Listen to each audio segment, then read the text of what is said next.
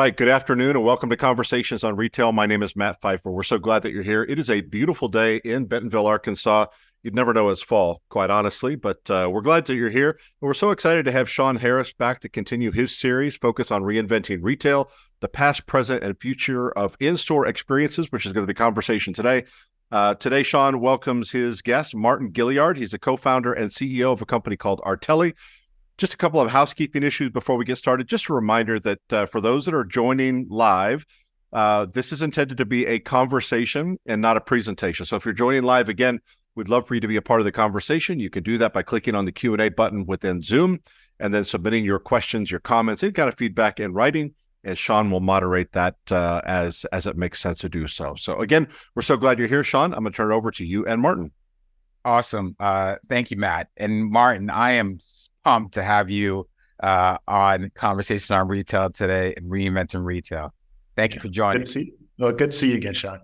Yeah, I was reflecting on a conversation that you and I had. I think it was NRF 2022 in the lobby of a hotel, and we were talking about metaverse and Web3 and the vineyard and dark and lovely and all topics. And I said, you know what, we got to continue that conversation now here on Reinventing Retail. So again, excited to have you. Awesome. Thanks, man. Yeah. Let's start from the beginning. Tell everybody, tell us a little bit about your background, kind of share with us how Martin got to where he is today. Yeah, what's interesting is that I actually started my career as a developer back when I had a hairline, so that was a pretty long time ago. My first company, I was building e-commerce sites for companies, which back in 99, 2000 was a thing. For anyone that needs context to current companies, Amazon only sold books when I was doing that. I went and worked on some, after that came to an end. Obviously, we had .com boom in 2000, 2001. I've been through a number of those. I went and worked on the client side. There were things I needed to learn. So I did a stint at Microsoft. We worked on a product that today everyone calls Bing. I've always looked for places to create new things. I left there and went and built an ad tech platform for a tech company that got bought by the largest ad agency in the world. And then I created my second startup, which was a company called Datamize, which, 10 years ago, we created what we called a data scientist in a box. And most people were looking at me like, what is a data scientist? So that was always a very interesting conversation. And so I've been so fortunate to see how that conversation has now changed. From there, I think when we met, I was working at Facebook.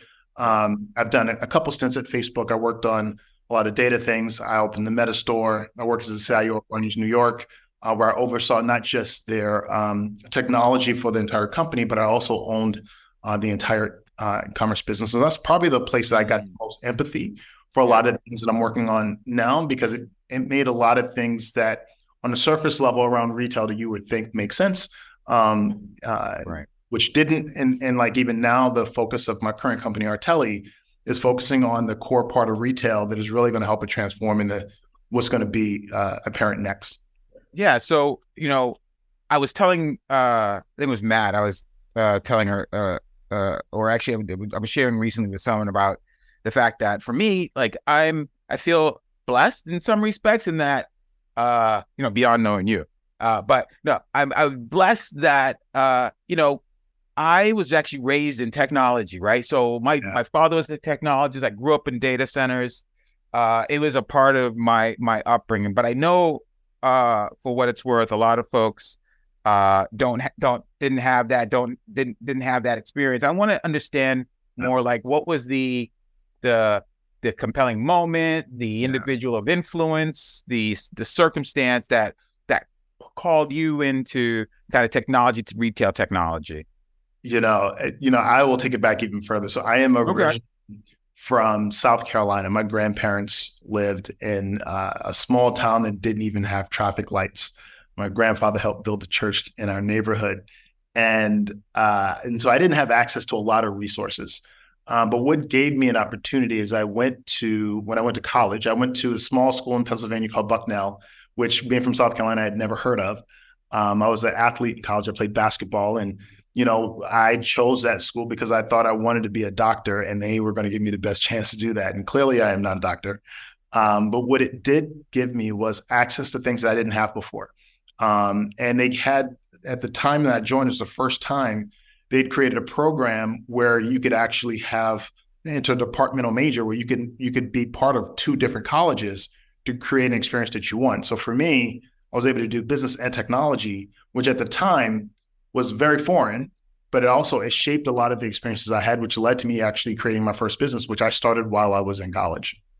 Awesome. So when we think about those key moments, I mean, starting your own business in college, was that, I mean, tell me a little bit about that if you don't mind.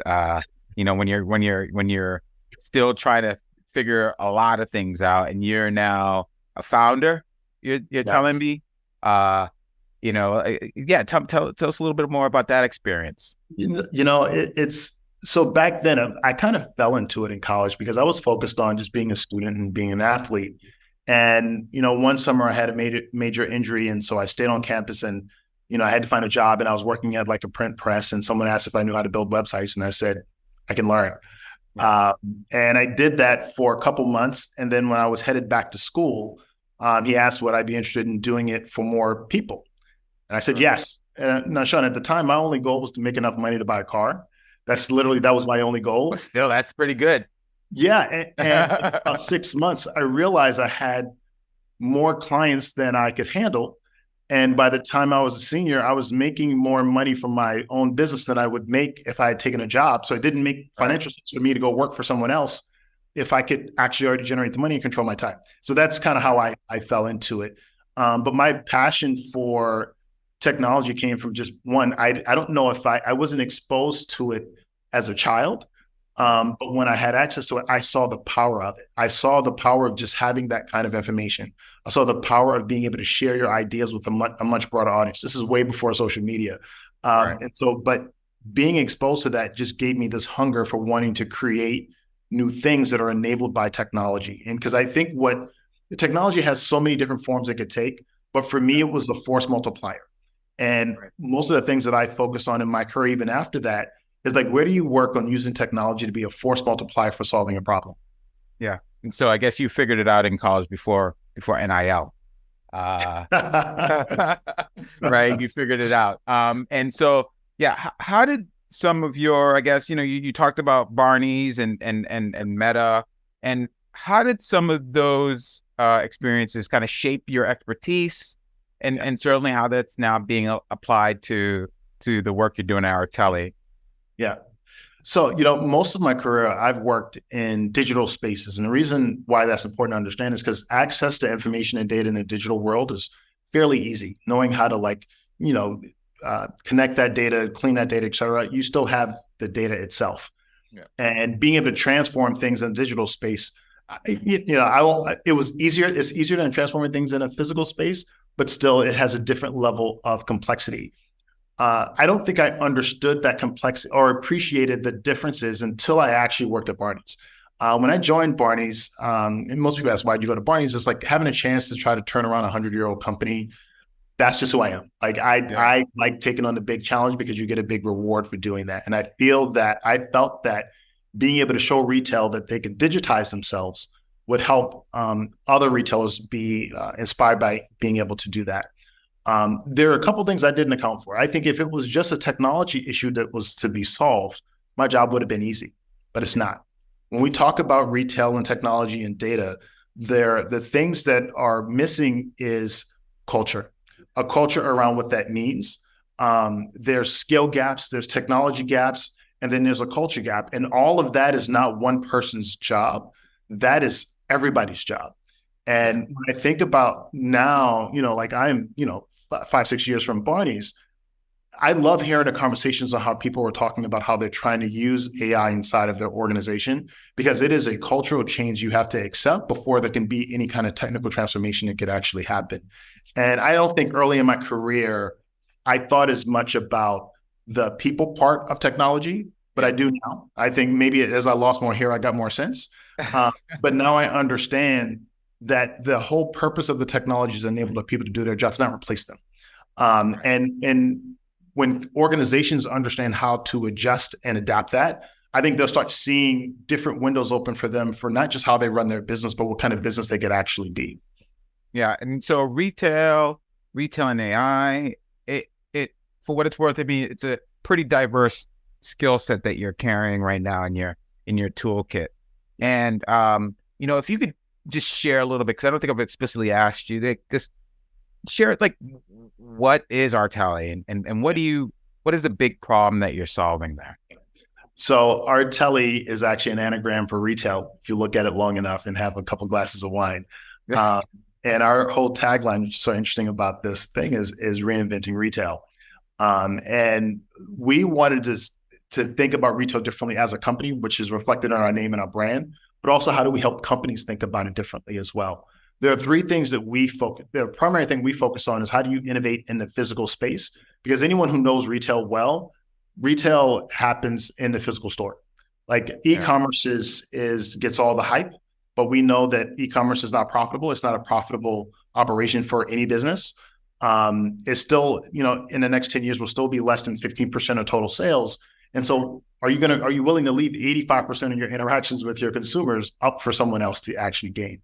Right. But also anyone who's built a store within the last 20 years, they didn't build it to deal with what they have now. They didn't have to deal with buy online, ship from store. They'd never dealt with ship from store if you buy it online. They never had to deal with like dwell times in stores are going down, but order volumes are going up. And they couldn't figure out how to manage like increasing cost of delivering a product, increasing cost of labor, but yet my prices can't go up. And so there's all these things that they're balancing on how do I actually modernize my physical store to be able to compete and meet what consumers want in a way that I can actually afford.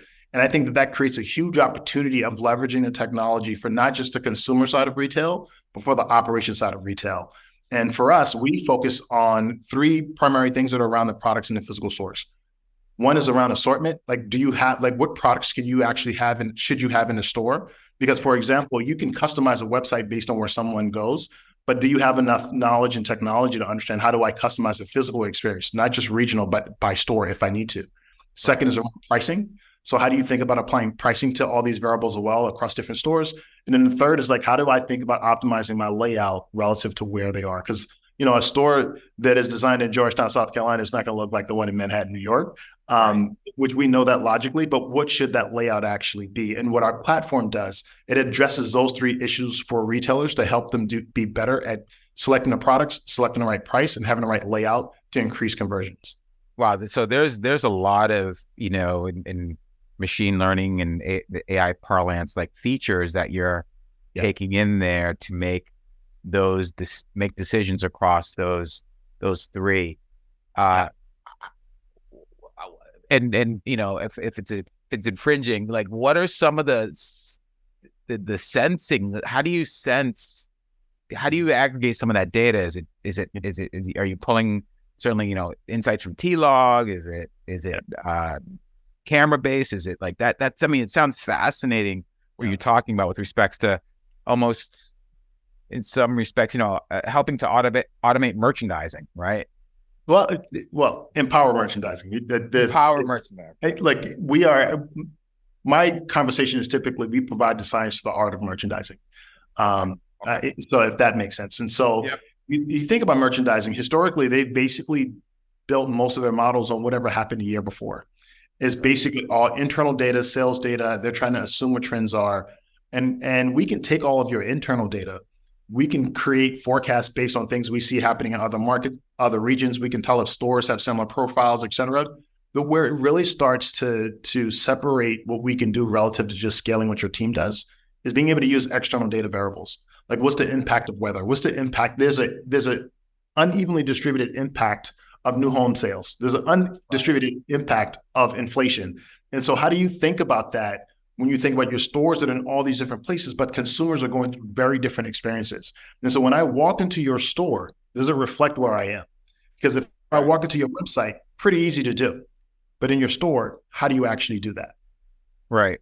So I get it. And it's wicked that you're taking in both kind of those those factors that you'd consider like endogenous or like baked into the operation, and then those exogenous factors, those external factors that may be, you know, weather related or outside of the control of the retailer, and factoring all those in and helping to make decisions. I mean, AI has really, it's interesting. You know, we've been involved in it for a number of years, but I think it just, even though we've been involved for, you know, over the last, you know, 7, 8, 9, 10 years, what have you, it really just started November 30th of or so of last year, right? That's when everybody started to get familiar with AI. I mean, the opportunity and potential is so great, and it's awesome to hear what you're doing with Arteli and this emerging technology to bring to bear some new, you know, valuable ways of operating your business. When you see the current landscape of opportunity with AI, you know, I know you'd advocate for, you know, kind of, being kind of the merchandiser's assistant, if you will. But what are some other areas of opportunity you see for the application of AI for retail? Yeah, you know, so I think most of the applications to date have been for the consumer experience. And so how do I create a different shopping experience when you walk in the door? How do I help create endless aisle in a physical store? And like doing those things make a lot of sense because you could take digital and bring it in the physical world. Look, I worked at Meta and Reality Lab, so I totally understand that part of it. But when you think about applying it to the operations of retail, there seems to be a gap. But there's a fair reason why. So earlier in the conversation, we were talking about like getting access to data is easy in a digital world. It's hard in the physical world, right? So like, how do I know the product is actually there? How do I know where people actually are in my store relative to what they buy? And that creates a slightly different challenge. And like, you can use AI for things that a lot of people aren't touching now. You can use it to understand, how do you optimize your labor? How do you optimize like where things sit in a physical store? How do you optimize the actual store itself? And like, you can go into like supply chain. There's all these other places and areas that AI is going to touch over time. That is this huge opportunity. And I think in retail, you're looking at the next 10 years, we'll probably see the most innovation that's happened in retail that we've seen since like the credit card. Mainly because the consumers are demanding it, because you have the forces of consumer behavior changing, economic forces are changing, and we know that retail is the heartbeat of our country. And so retail is the most resilient business that we actually have. It doesn't go away. When retail's doing bad, our country's doing bad. And it's going to come back, but it has to evolve. I think what, you know, the large e-commerce companies have done is change consumers' expectations, but now it has to change how we operate those businesses in order for them to continue to compete. So as they look to take, you know, advantage of some of these capabilities, what are some of the issues, if you will, that you see retailers running into with respects to really seizing this moment with respects to AI? You know, Shawn, I would love to nerd out on all the technology things you can put in place to help retail solve a lot of these issues. But I'll go back to what I said earlier. The first has to be a mindset of like, who do we want to be in the future?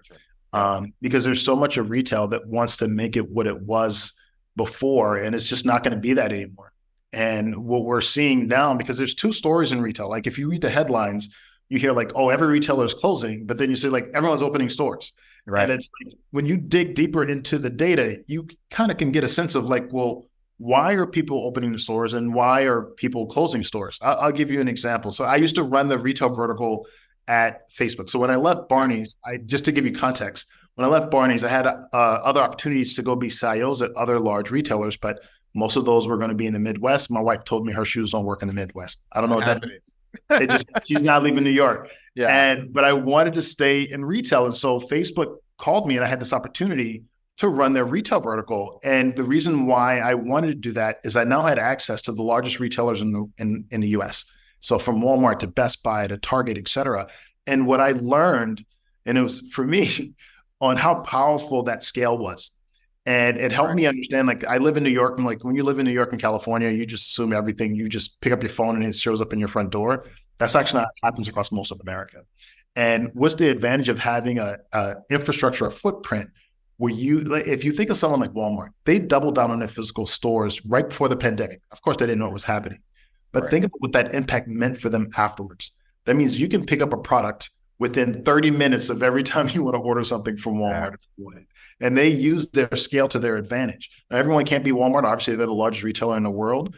But I think what they have shown is that there is a level of localization that people want in physical stores that will solve a different need. And most retailers don't think of their physical stores as sometimes being a fulfillment center, being customer service, in addition to just being a place where you transact. That's not the economics of how they've thought about their physical stores. And so does that happen if you start rethinking the purpose of what your physical presence actually means?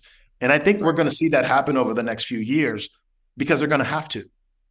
Because no one wants to go and be just an e-commerce only company. There's a lot of top line growth there, but it's a complete depletion of margin completely. It's just too expensive to operate that way. And you see most direct brands are actually trying to get into physical spaces. So when we talk about who's opening physical stores, a lot of them are direct brands. If you think about all the online only brands, they're opening stores. Right. And so, when it comes to executing in the store, fact is even though there's been, unfortunately, a lot of reconsideration, I'll call it, with respects to labor hours and available labor hours, we know that a cornerstone of making it happen is the store associate, is the workforce. And so how do you see AI impacting the store associate? How do you see them making that transition, both as a empowering tool? Hopefully it's a tool that makes their work more enjoyable. Talk to me a little bit about the store associate of the future, I guess. Well, I think part of the thing that has to happen is the ability to empower them with understanding things that are happening around them that could be implemented in the store. So I think sales associates will be guides, not salespeople. If the consumer decides I want to share information with you so you can help me better, they can. And now you all of a sudden have access to all that information. What happens when you start knowing hey, these are things that we know that are trending across the internet and across our company. So if you're interested in that, here's what it is. Here's all the things that people typically buy with that. So if you think of all the things you would ask online, how do you make that information available to the people in the store? And their job becomes very different, because if I'm coming in the store, at this point, everyone knows they have a computer in their pocket. If I'm walking in your store, there's something that I need to know that I couldn't get online. And you enabling your sales team to be able to address that. And that's the way we have to look at it. Because we keep thinking of you need to know what sale is happening. You need to know the price of a product. I already know that. Right. But tell me something else I need to know. Tell me why I should get, not tell me why I should get this, but what else should I be getting with this relative to what you see happening in other places? And I think AI has the ability to make that data available. Because think about that would be different per market, but being able to get that in the hands of the people that actually need to have that conversation is the last mile that we have to sort through. Yeah, I know there's I was reading an article the other day around the ongoing shrink conversation that's been taking place around loss in stores. And one of the things that came out in this article loud and clear was associates are looking for tools that can help them do more of the right thing to help, certainly on one end, make their existence in the store safer, but also to help in mitigating in loss. So, and I believe AI can be a helpful partner there in helping them to do the right thing at the right time. Whether we always joke about knowing which customers to ask if they need a little bit extra customer service. And that in itself can help in reducing people or better said, in increasing the risk for a potential theft event for an individual, and thus that's so, Shawn, that's a very slippery slope. And because that data could end up creating profiles based on things that's not representative of the person that's walking in that room. And I think we still have to go at building more responsibility and sensitivity in AI in general, particularly when it comes to computer vision. But also the thing I want to make sure we don't ignore is that, we talk about this shrink issue, but some of it is a reflection of current economic situations. Sure. And so like if you start looking at what's happening externally in certain neighborhoods, that's probably a better indicator of what's going to impact shrink Yep. than just who's going to walk through that door. Right. And so again, I think it comes back to being able to use the right data to understand how to address the right issue. Because most people think shrink starts with what happens in the store, but I actually think it starts by what's happening in the region that you're actually in. Right. Right. I'm with it. I agree. And, when retailers now looking at companies, whether it be Arteli or those, looking at solutions for loss prevention or, customer analytics, whatever it may be. Yeah. How can retailers best collaborate with these providers, startups, researchers? I know a lot of institutions are making themselves available for helping to kind of do, primary research on how we're going to solve for one problem or another. And honestly, is Arteli, how are you doing it there, working with retailers as a what's interesting is that I've been on both sides of this conversation. I've been the customer of companies that come in to do things similar to what I do. And obviously I do that. And so our approach has been a little different where I don't even think we show our product in the first three conversations. Because for us, it's like, if I can't solve your, we have a data model. So the more information we get, the better it gets. And so it's not to my advantage to work with someone that I can't help. It doesn't help me overall. But I think for a lot of people that are looking at partnering with someone, I think you really got to work with people who actually understand your business and not just a product. And I'm saying that as someone who's been a customer, like just selling me something because it's what you sell to retail doesn't mean it actually matters to me, because it could depend on what part of retail I work in. It could depend on the scale of my organization, how I'm structured, because there's so many technical projects, and I've been part of them, and I'm not removed from that, where the idea of that project makes sense, but you can't execute it internally. So being able to find partners that understand that and can walk you through that really matters, because this is not about just buying a technology. You're inviting someone into your company. And like when you have that kind of partnership, you're able to kind of work on how you're going to actually grow together. And the approach that we actually take with customers, and this is not necessarily me pitching my business, is that we actually start with a POC process. And like, if that comes out positive, then we can work together. If it doesn't, thank you for your time. Here's your money back. Because it doesn't benefit you or me. We've been fortunate that, we've had a great raise in the beginning. I have a whole bunch of people that followed me from Meta to do this. And we are fully focused on making sure we build the right product that solves the right problem, not trying to sign as many customers as possible. So we don't work with everyone because we can't help everyone. So understood. And so for those retailers who are like, okay, I think at this point I'm ready to get started. I got we got the right strategy. We got the right culture. What would you call, what are the first few thoughts on the beginning of their journey? I'll leave it at that. I'll tell you the conversations that we typically have in the beginning. And it's probably a little different because we don't start with obviously we start with the general questions of how do you get information to make decisions? But we also ask questions of how do you deal with things that don't work? How does your company respond to that? How long do you give something time to actually be successful? And the reason why is that, in retail, you're conditioned to think quarterly, but when you're creating something that is a transformational change, it doesn't happen in 3 months. It's just not possible. Can you solve something in 3 months? Absolutely. But the thing you're going to solve is not going to transform your business. No one's created that magic pill yet, because it's not just you don't buy a piece of technology and your whole company just becomes something different.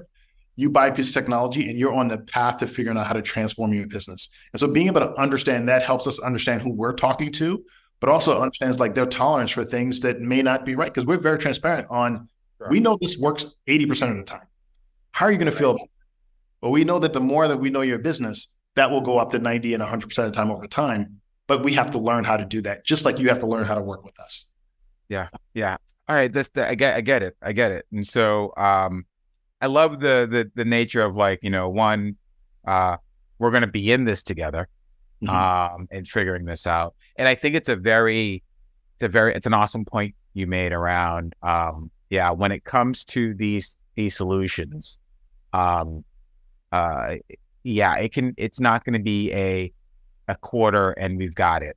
In order to really get it to tune and get things right, you need to put the time and effort in.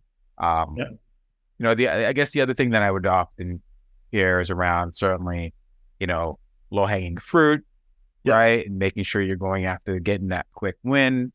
And then there's we could have a conversation about data readiness until the cows come home, right? I mean, and you hope that retailers had gotten the message concerning the value of their data back when people were only talking about the term big data, right? Not necessarily knowing that it would be the magic sauce in many respects to having powerful AI solutions thereafter. But you'd hope that they got the message around data and data readiness and keeping and making such that you can leverage data from multiple sources to grab the features and the signals you need to make decisions. Yeah, I think with relation to data, I think the message that data is important has landed. Yeah, good. I think where the opportunity is how to leverage that data in context. And I think there are more companies that are learning how to do that. For example, I don't know if 10 years ago you would have seen retailers create ad networks, right? So they have this very powerful data that they have this relationship with the consumer, they have transaction information. I don't know if many of them thought that that's a business they should be in, or if they even had the ability to do that.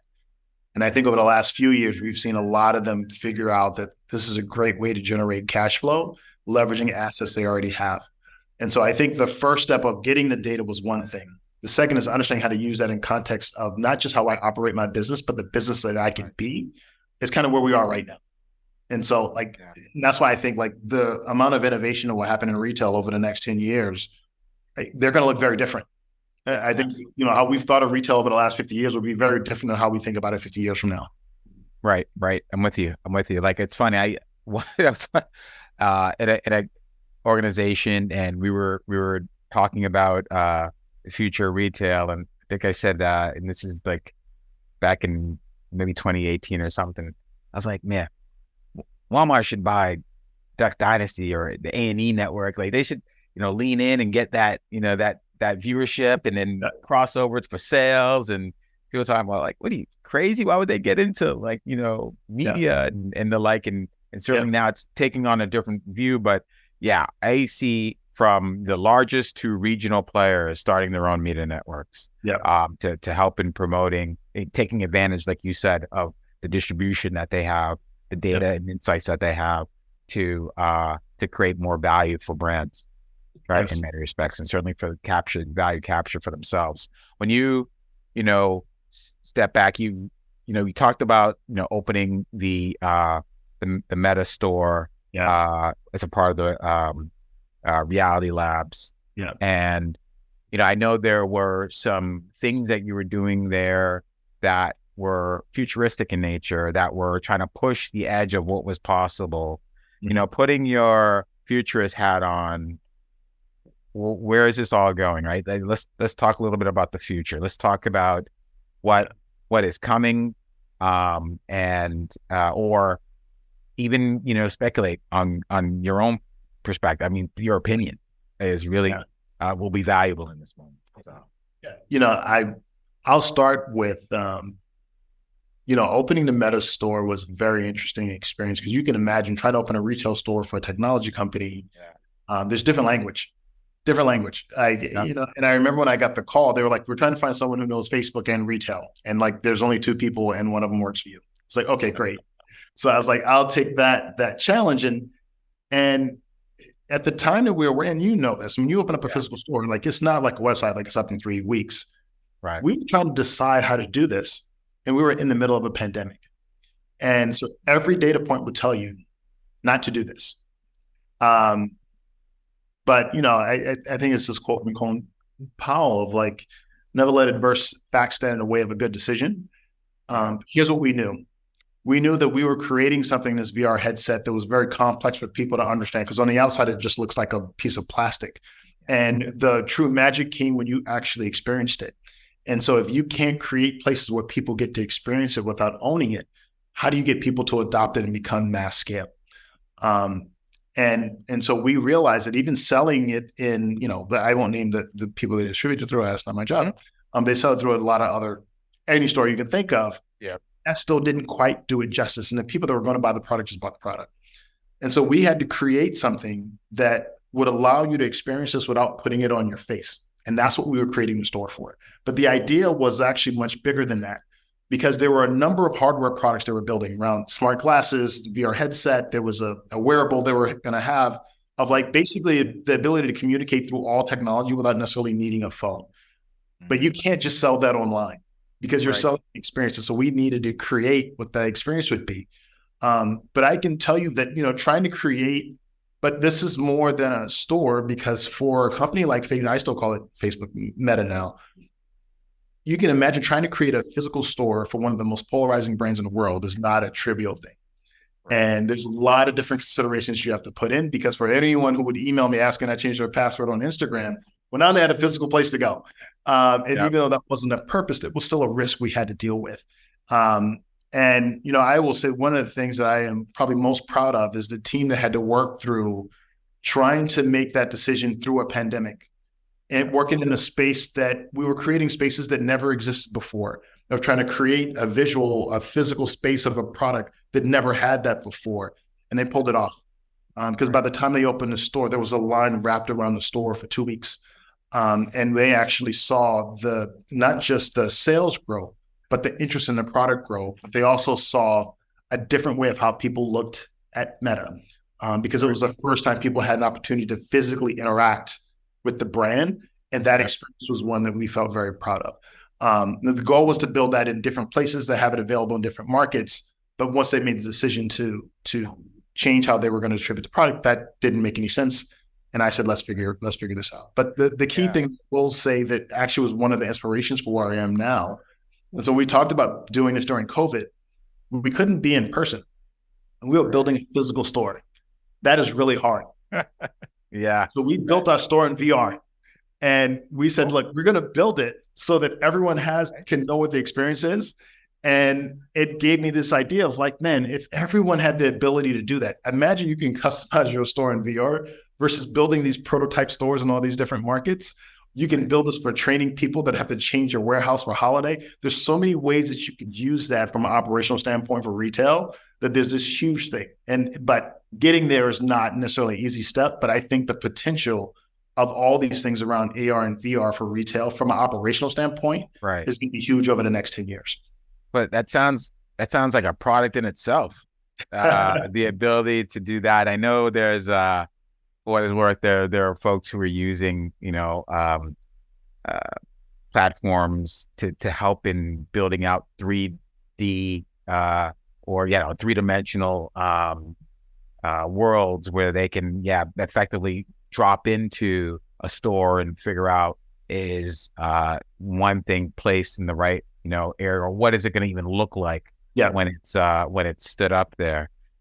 So that's fascinating. So like when we think about, again, I want to double click on the future, and I mean window displays that interact with you in some way. I mean putting on smart glasses and seeing your shopping buddy pop up and help you around the store. I mean, a lot of things that would otherwise have been considered fantastical, and may still be, are possible, right? These days. And so, it's going to be interesting to see where these intelligent solutions like the LLMs and their application into the world, and how they're going to play out to help in driving more engagement is going to be very, very interesting. So I mean, if there's anything else in that regard on your mind, I'd love to hear. But I know there's so much I could run on in that regard. Well, I think in the vein of what you're talking about, like most of the things you're talking about are actually only available to a few people, even though it's widely available, right? So smart glasses will become a thing over time. And I think all glasses will be that. The ability to be able to find information whenever you want it will become available. Like, I mean, I'm old enough to remember when the mobile phone was that bag in your car. Yeah. And now it's, you know, it's small enough to fit in your front pocket. Like, who would have thought that, right? There were no payphones anymore. You forget, my mom has my stack of encyclopedias, which now we have Google and Wikipedia. So it's like this evolution will happen over time. These things that feel like gadgets right now will become mainstream over time. Laptops, we forget, were like gimmicks over time. It's like, oh, you need a big computer. It's like, well, I can do it in this laptop. And we forget like how long it took that to become mainstream. But I think all these things we're talking about around AR, VR, et cetera, and using AI to implement that will become mainstream over the next decade. Mainly because you're going to have to do it to compete as a business, and the usage by consumers, the expectations of that will only increase. Like when I think, like my son is 9, the world that he's going to see at 18 is very different than the world that even I'm talking about right now, because the speed of innovation and the expectations that they have are just completely different. Completely different. I remember my kid at 2, he just thought every speaker that he walked up to he didn't understand why I didn't talk back. And that's when it hit me. I was like, well, right, his world is different than mine. I was like, that's a radio. He's like, what is a radio? My son had never seen a commercial until he was 8. So, you know, like it's a very different world. And so like we have to prepare for what that consumer is going to look like and what those experiences need to be for them. Yeah, forget about 18. We're going to have a different world. It might be when he's 11. Things are true. Things are moving so fast. Well, let me just see if there's any. I don't think we have any questions here. All right, now probing for a little bit. Yeah, if there are any questions, please post them. But yeah, Martin, our conversation that we had what feels like a lifetime ago, you know, concerning all sorts of topics under the sun, really had me just thinking like you were going to be somebody I wanted to jump on, get on here and have a conversation with. Maybe we could pick it up again at over in Oak Bluffs or something.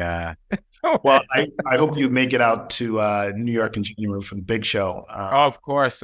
Yeah, I'm already jumping to summer. I'm like, it's like there's a lot of time in between there. Yeah, I'm already jumping to heat. No, I'll be speaking at the big show. So it's about using AI for inventory. Okay. So yeah, so there'll be a lot of conversations that will continue what we're talking about today, by the way. I love it. I look forward to certainly catching up with you there again, my friend. I'm glad that we can grab some time and you could share a little bit about yourself and kind of your journey and the impact that I know Arteli is going to have on the world. I really wish you and your family happy holidays, happy Thanksgiving, have a great Thanksgiving. Yes. And I look forward to having many, many more of these conversations with you. Absolutely. You too, man. Thank you so much. All right. Thank you. That's it.